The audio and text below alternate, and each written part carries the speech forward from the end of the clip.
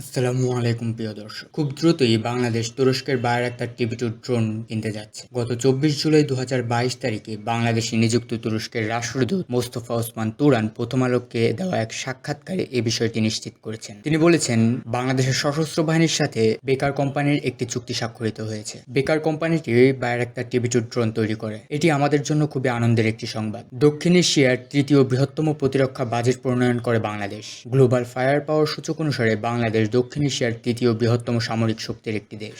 Bayraktar TB2 drone যে বাংলাদেশের সামরিক সক্ষমতা বহুগুণে বৃদ্ধি করে দেবে সে বিষয়ে কোনো সন্দেহ নেই। এর আগে তুরস্কে নিযুক্ত বাংলাদেশের রাষ্ট্রদূত মাসুদ মান্নান তুরস্কের বার্তা সংস্থা আনাদুল এজেন্সিকে দেওয়া এক সাক্ষাৎকারে বলেছেন, তুরস্কের তৈরি ড্রোনগুলো আন্তর্জাতিক মানের, তাই আমরা আমাদের সশস্ত্র বাহিনীর চাহিদার কথা মাথায় রেখে ভবিষ্যতের আধুনিক সরঞ্জাম কেনার কথা বিবেচনা করতে পারি। তবে উভয় রাষ্ট্রদূতই এ বিষয়ে বিস্তারিত জানাতে অপারগতা প্রকাশ করেন। মানে ঠিক কতগুলো ড্রোন, কি পরিমাণ অর্থে কেনা হচ্ছে সেটি আপাতত গোপন রাখা হচ্ছে। এর আগে দ্বিপাক্ষিক প্রতিরক্ষা সহযোগিতা চুক্তি অংশ হিসাবে বাংলাদেশ তুরস্ক থেকে সাজোয়া যান, বহুমাত্রিক রকেট প্রতিরক্ষা ব্যবস্থা এবং খনি সুরক্ষা যানবাহন ক্রয় করেছে। বায়রাক্তার TB2 ড্রোন এর আগে লিবিয়া, সিরিয়া, আজারবাইজান, আর্মেনিয়া যুদ্ধে সফলভাবে ব্যবহারের কারণে শিরোনামে এসেছে। সম্প্রতি রাশিয়া ইউক্রেন যুদ্ধে এর ভূমিকা সামরিক বিশ্লেষকদের দৃষ্টি আকর্ষণ করেছে। মধ্যপ্রাচ্যের দেশগুলির পরিস্থিতি পর্যবেক্ষণ করে এমন একটি ওয়েবসাইট মিডল ইস্ট আই এর বিশ্লেষণে বলা হয়েছে, ইউক্রেনের মূল ভূখণ্ডের অভ্যন্তরে রুশ বাহিনীর বিরুদ্ধে মানুষবিহীন যুদ্ধ ড্রোন কার্যকর প্রমাণিত হয়েছে। এমনকি এটি রাশিয়ার ভূখণ্ডে প্রবেশ করে এবং এপ্রিল মাসে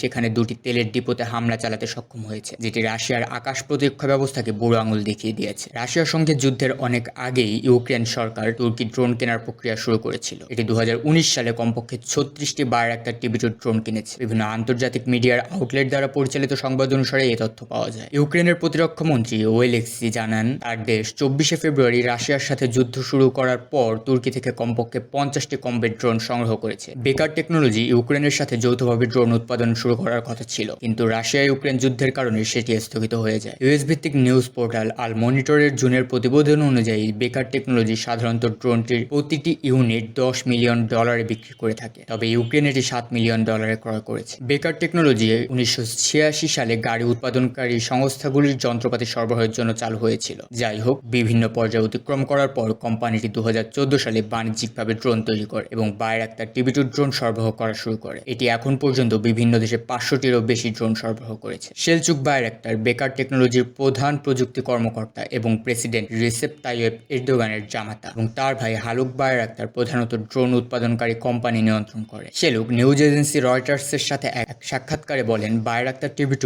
একটি সাজোয়া যান হিসাবে বাতাসে চলাফেরা করতে সক্ষম। এর সাথে বিমান বিধ্বংসী প্রক্রিয়া এবং উন্নত প্রযুক্তির শেল ফায়ার করার ক্ষমতা রয়েছে। কোম্পানির বার্ষিক উৎপাদন ক্ষমতা 200টি ড্রোন। প্রায় 14টি দেশ এ পর্যন্ত তুরস্ক থেকে ড্রোনটি ক্রয় করেছে এবং আরও 16টি দেশ এই ড্রোন কেনার প্রক্রিয়াধীন রয়েছে। এই তথ্য কোম্পানির ওয়েবসাইট থেকে নেওয়া। আজারবাইজান ও আর্মেনিয়ার মধ্যে নাগোর্নো কারাবাখ যুদ্ধে প্রত্যক্ষ করা হয়েছে যে ঐতিহ্যগতভাবে যুদ্ধে ড্রোন কিভাবে গুরুত্বপূর্ণ ভূমিকা পালন করে। আবারও রাশিয়া ইউক্রেন যুদ্ধে তুর্কি ড্রোনের ভূমিকা দৃঢ়ভাবে প্রমাণিত হয়েছে। যুদ্ধের গতিপথ পরিবর্তন এর ভূমিকার কারণে সারা বিশ্বের সেনাবাহিনীর মধ্যে আগ্রহ বাড়ছে। তুর্কি ড্রোন কেনার সরকারি সিদ্ধান্ত সম্পর্কে নিরাপত্তা গবেষকগণ বলেন, সামরিক শক্তি বৃদ্ধির পাশাপাশি সশস্ত্র বাহিনীর আধুনিকীকরণ পরিকল্পনার সঙ্গে সঙ্গতি রেখে ড্রোন কেনার প্রয়োজন রয়েছে।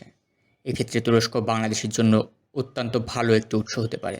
এবার আসুন বায়রাক্তার TB2 ড্রোনের স্পেশাল ফিচারগুলি দেখে নেওয়া যাক। এটির কমিউনিকেশন রেঞ্জ 300 কিলোমিটার, অস্ত্র বহন ক্ষমতা 150 কেজি, সর্বোচ্চ গতি ঘন্টায় 120 থেকে 222 কিলোমিটার। এটির জ্বালানি ধারণ ক্ষমতা 300 লিটার। ড্রোনটি লম্বায় 6.5 মিটার এবং ড্রোনের ডানার দৈর্ঘ্য 12 মিটার। ড্রোনের উচ্চতা 2.2 মিটার। ড্রোনটি 105 হর্স পাওয়ারের একটি রোটেক্স ইঞ্জিন দ্বারা পরিচালিত হয়। ড্রোনটির ফ্লাইট রেকর্ড 27 ঘন্টা। এটির অপারেশনাল অ্যালটিটিউড 18,000 ফিট এবং ম্যাক্সিমাম অ্যালটিটিউড 25,000 ফিট। ড্রোনটিতে সম্পূর্ণ অটোমেটিক ফ্লাইট কন্ট্রোল সিস্টেম বিদ্যমান এবং ড্রোনটি গ্রাউন্ড সিস্টেমের সাহায্য ছাড়াই সম্পূর্ণ স্বয়ংক্রিয়ভাবে ল্যান্ডিং এবং উড্ডয়ন করতে সক্ষম। ড্রোনটির সবচেয়ে গুরুত্বপূর্ণ ফিচার এর নিজস্ব নেভিগেশন সিস্টেম। এটি জিপিএস এর উপর নির্ভর করে না এবং স্যাটেলাইটের উপর নির্ভর করে করে না, এটি এর সেন্সর দ্বারা নিজস্ব নেভিগেশন সিস্টেমে চলাচল করে। কৌশলগত দিক থেকে ড্রোনটি বাংলাদেশের জন্য অত্যন্ত গুরুত্বপূর্ণ একটি অস্ত্র হিসেবে বিবেচিত হচ্ছে। বাংলাদেশের প্রতিবেশী হিসেবে বাংলাদেশে রয়েছে দুটি আগ্রাসী মনোভাব সম্পন্ন দেশ। পার্বত্য চট্টগ্রামের বিচ্ছিন্নতাবাদীদের নজরদারিতে এবং পার্বত্য অঞ্চলে তাদের ধ্বংসাত্মক কার্যক্রম থেকে বিরত রাখতে ড্রোনটি যুগান্তকারী ভূমিকা পালন করবে। কৌশলগত দিক থেকে TB2 ড্রোনটি বাংলাদেশের জন্য অত্যন্ত গুরুত্বপূর্ণ একটি হাতিয়ার হতে চলেছে, কারণ আমাদের প্রতিবেশী দুই দেশের কাছেই রাশিয়ান এয়ার ডিফেন্স সিস্টেম বিদ্যমান এবং TB2 drone Russian air defence সিস্টেমকে বৃদ্ধাঙ্গুল দেখাতে সক্ষম, যেটি ইতিমধ্যে রুশ এবং ইউক্রেন যুদ্ধে এবং সিরিয়ায় লক্ষ্য করা গেছে। আজ এ পর্যন্তই, পরবর্তীতে দেখা হবে অন্য কোনো ভিডিও। ততক্ষণ পর্যন্ত সাথেই থাকুন, সাবস্ক্রাইব করে পাশে থাকুন। ধন্যবাদ সবাইকে। দেশকে ভালোবাসুন, দেশের মানুষকে ভালোবাসুন। আসসালামু আলাইকুম।